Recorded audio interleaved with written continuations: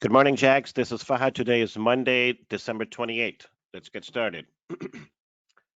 Okay, so one stock only this morning that I would like to quickly discuss. So when I see Russell 2000 index powering higher, like the way it is in pre-market, as you can see, Russell is up 1.3%, up 27 points, a very, very strong overnight session. And it's after the stimulus package was finally signed off by Donald Trump over the weekend, the $900 billion stimulus package. Now, what does this mean? This means a lot of things. First of all, it's going to quickly provide the money, although it is below what he was hoping that we would be able to provide. Nevertheless, it's positive, and Russell is acting strong as a result. Now, whenever I see Russell rallying, it brings me back to the value stocks where I believe there's going to be some strong candles. And I'm also seeing this morning that copper futures are starting to rally sharply as well. They have been consolidating for about 2 to 3 weeks now in a tight range, but copper futures were already coming off the lows in the last 3 days. It's up 0.8% this morning. Let's see if copper futures are going to break out again through $3.64. And so what does this mean? This means that some of the metals and mining stocks that have become our favorite, in which we made a ton of money trading call options in the last couple of weeks, that have been consolidating recently, are going to be back in focus again. So I'm looking for tech resources to start to break out from this month-long consolidation once again. This is symbol TECK. So that's one that I'm watching very closely. And then naturally, if you look at US Steel has come down a little bit from $20 down to $16.79. This is a modest pullback on light volume after a high volume surge. So I expect to see some green shoots in this. But then one particular focus that I have today is Steel Dynamics. This is a scrap steel maker, and so STLD is the symbol. First of all, purely technically speaking, this is going to be coming up this is starting to bounce off perfectly from a trend support, as you can see, after the stock is pulled back from $40 to $36.38. So this is where I expect some buying to come in. A fresh new leg higher from here can carry the stock all the way to low 40s. Let's see if that begins from today. Here's the upper end of the channel. You can see that a bounce from this level, 36.50, all the way to $42 per share could be coming our way. Now, the reason why Steel Dynamics is my focal attention this morning is because we have some data out, which shows that after muted most of the part of the year, we're starting to see some inflection point with positive growth appearing in the steel imports and exports. So some data from Bank of America research shows November global steel production rose by 7% year over year, according to World Steel preliminary estimates, with China up 8%, Vietnam up 167%, Germany up 15%, Turkey up 12%, Brazil up 11%, and Iran up 14%. The U.S. production for steel continues to lag. It's still down 14% year over year in the month of November, but with more restarts that are planned in Q1, we would expect the production to come sharply in line. Also, this is a very, very important one. We are starting to see that the actual HRC, or hot rolled steel prices, are the spot prices for those are actually now up nearing $1,000. This is the highest levels that we have seen since July of 2019. So this is very positive for steel producers. And Bank of America points out, I quote, feedback from our channel checks is that 1 million ton of slabs are waiting in warehouses for Q1 releases. US exports rose 13% month over month in October to 662,000, the highest since June 2018. And specifically regarding STLD, this company has a very large mill in Texas that will start to come online sometime in the first quarter of 2021. That's going to release about 3 million metric tons of steel per year. That capacity was cut off. First of it was reduced from 4 million to 3 million, and then it was completely cut off due to COVID, but now it's expected to come back. Now, what does all this mean? You have highest prices, steel prices, selling prices on the street, since at least a year and a half now. So that's very positive. And then you have production coming online, but very, very slowly. Meanwhile, the demand side is causing the steel exports and import business to pick up all over the place. So I think short term, the trend is going to remain firmly in place. But make no mistake, by the time late spring or early summer comes around, all of the supply that's going to come to the market could potentially be negative then. At that point, when the cycle could turn again, and this could all become a little bit of a fading action starting from summer 2021, because of the demand side will be fully caught up to increased supply at that point, and the prices may then dramatically start to come down sometime in Q2 to Q3. But up until then, the momentum still remains strong for the entire sector. So with that said, I think that this thing has a nice technical setup with a hard stop at $35 per share. We could see another 15 to 20% to the upside in STLD. That's it from me. Jay. Good morning, everyone. So today, the homepage has been rather silent for a little over a week, and that's because we've been working on the Q1 Outlook, which was released yesterday. But today I plan to issue a homepage write-up on a company called Live Oak Bankshares. Ticker is LOB. This is a bank headquartered in Wilmington, North Carolina. One of its core responsibilities is small business lending, but the main purpose of the write-up is going to be regarding its technology focus. Back in August of 2016, it formed a subsidiary called Live Oak Ventures. And the purpose of this venture was to invest in businesses that aligned with the company's initiative to be a leader in financial technology. So today, the bank has a handful of active technology investments, which includes platforms either individually or jointly developed by Live Oak, or technology startups in various stages, which Live Oak has invested in. Now, a few of these examples would include many years ago, with an SBA loan requiring, an abundant amount of documentation, Live Oak started to search for a more efficient way to streamline this paper-intensive process. So it developed its own proprietary software, which it named NCNO. And yes, that NCNO is the same one that IPO'd earlier this year in July. Now, Live Oak spun NCNO out back in 2014 ahead of its own IPO in 2015. But as you can see, there was a diagram that I had shared. This is still an active investment, essentially. And it should come as no surprise, actually, when you look at the chart of Live Oak, the stock really started to take off in July when NCNO IPO'd. And I think the reason for this was, I think it gave validation that what Live Oak created worked. So as you can see on the chart, since July, it's been on a nice steady run. So I'll talk a little bit about that, and then a couple other examples. They have an investment called Greenlight, which is a neobank whose strategy is focused on parents enabling children to learn more about finances through a monitored smart debit card.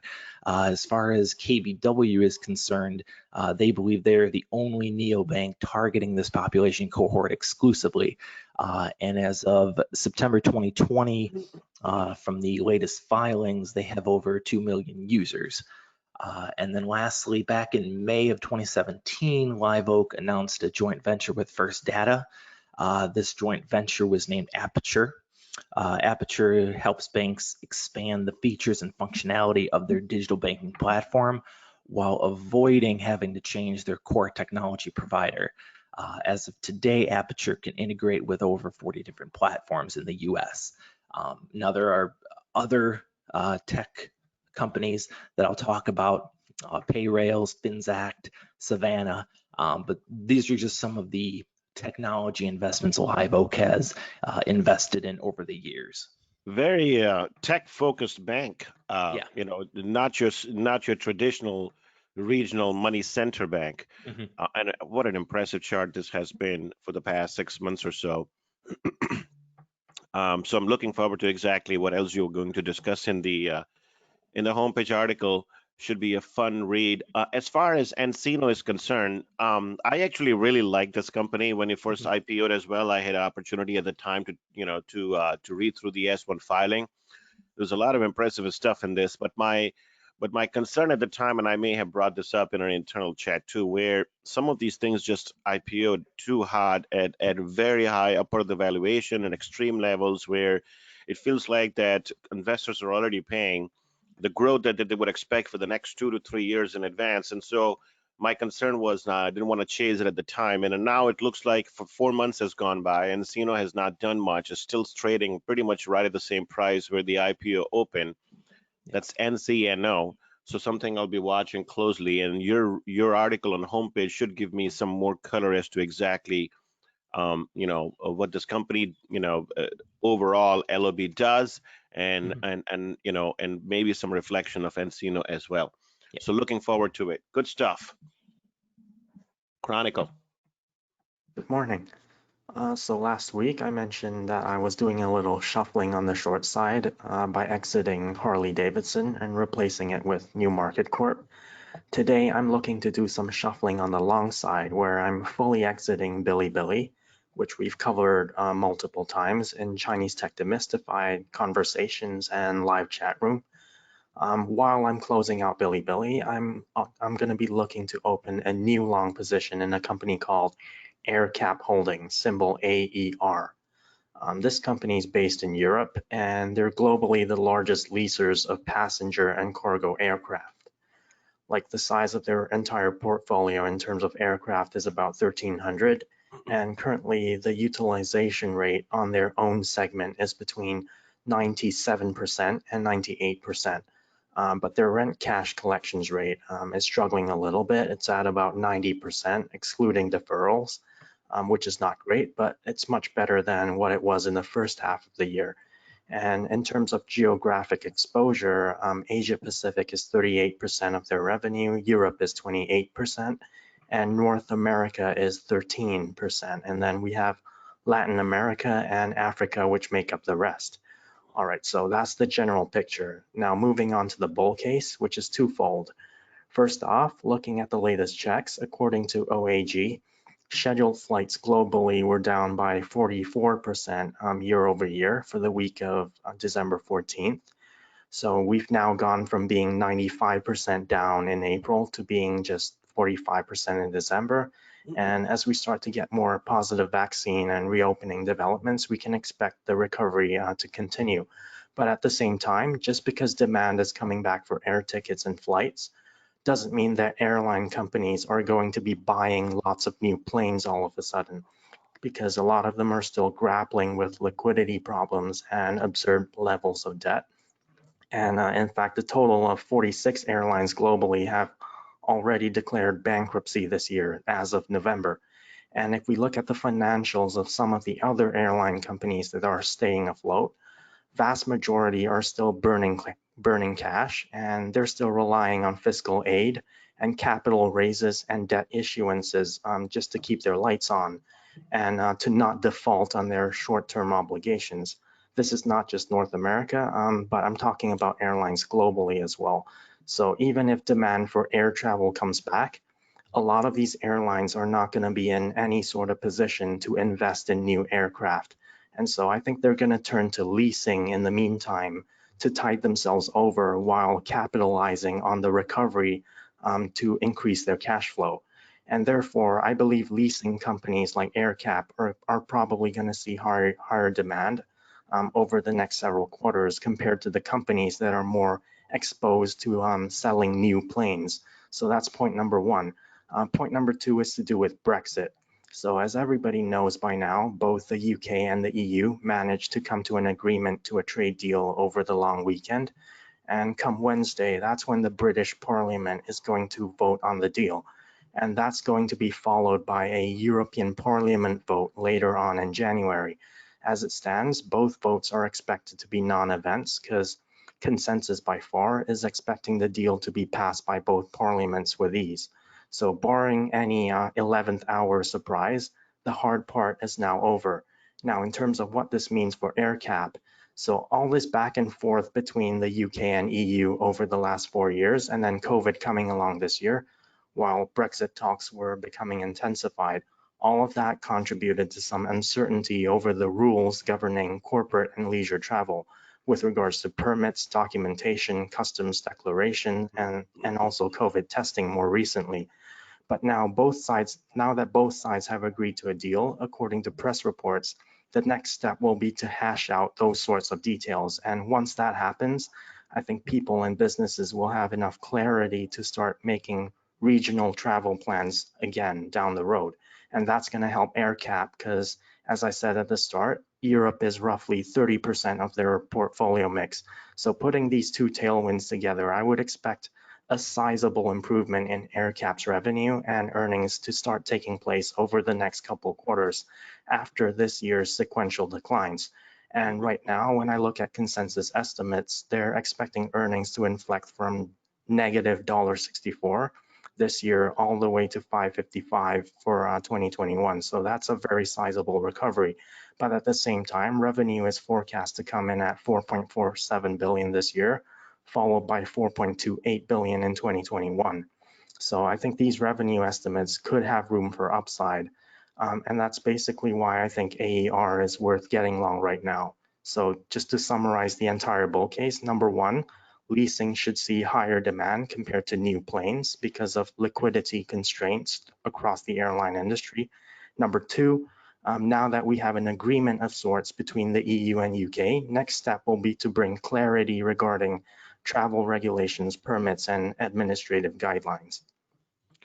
Great stuff. I also see in this chart over here, they don't have huge exposure to the 737 MAX, but I wonder if the mix for 737 MAX will actually improve. Right now, it's only 5 that the company owns out of 933 aircrafts that they own. So this is practically nothing. Looks like heavier focus, far heavier focus on Airbus than Boeing. And I wonder if with the approvals for 737 MAX happening across the board now, both in Europe and the United States, whether that mix is going to improve from here, and we're going to see heavier investments go into that area. One quick question I have for you. You brought up liquidity concerns as one of the main reasons why leasing activity will be strong. What about the liquidity? Is there any liquidity concerns in this company itself, where in terms of being able to finance these planes and then being able to lease them out? So will they follow the same trap, or they are much better quality and positioned to benefit from it while others can't? Chronicle? Sorry, my mic went off. They're in a much stronger position than the airlines. I think they have like more than 18 months of liquidity. Oh, that's good.